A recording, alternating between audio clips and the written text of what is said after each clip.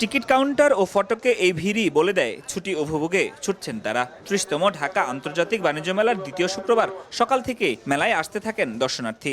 বন্ধের জন্য তার জন্য আজকে শুক্রবারে ফ্রাইডেতে আসছি আর কি। একসাথে 16 জন মানে ফ্যামিলি একসাথে সবাই আসছি। বাচ্চাদের নিয়ে আসলে অনেক ভালো লাগতেছে আমাদের। বেলা বাড়ার সঙ্গে বাড়ে উপস্থিতিও। কারো চোখ ইলেকট্রনিক পণ্য, কাপড়, জুতা, ব্যাগে, কারো আগ্রহ কসমেটিক আইটেম আর ঘর সাজানোর অনুষঙ্গে। যদিও মান ও বাড়তি দামের অভিযোগ তাদের অনেকেরই। এই ধরনের প্রোডাক্টের চাইতে আমরা চাচ্ছি যে আরো ভালো মানের কিছু এখানে থাকলে ভালো হতো। কসমেটিক নিছি, নিজের জন্য ব্লেজার নিছি, ছেলের জন্য ব্লেজার, ওয়াইফও ব্লেজার কিনছে। বিক্রেতারা বলছেন মেলার শুরুর দিকে সাড়া না পেলেও এখন দিন দিন ক্রেতা উপস্থিতি ও বিক্রি বাড়ছে। ক্রেতা টানতে কেউ কেউ দিচ্ছেন আকর্ষণীয় মূল্য ছাড়।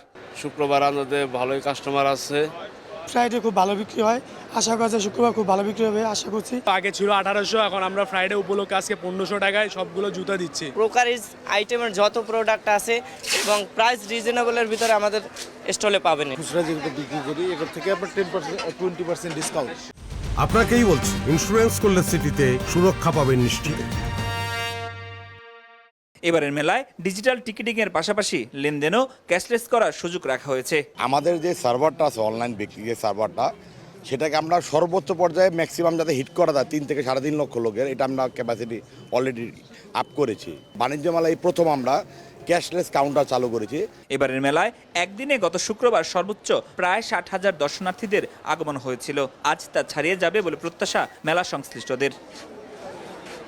ফরহাদুর রহমান, সময় সংবাদ, ঢাকা।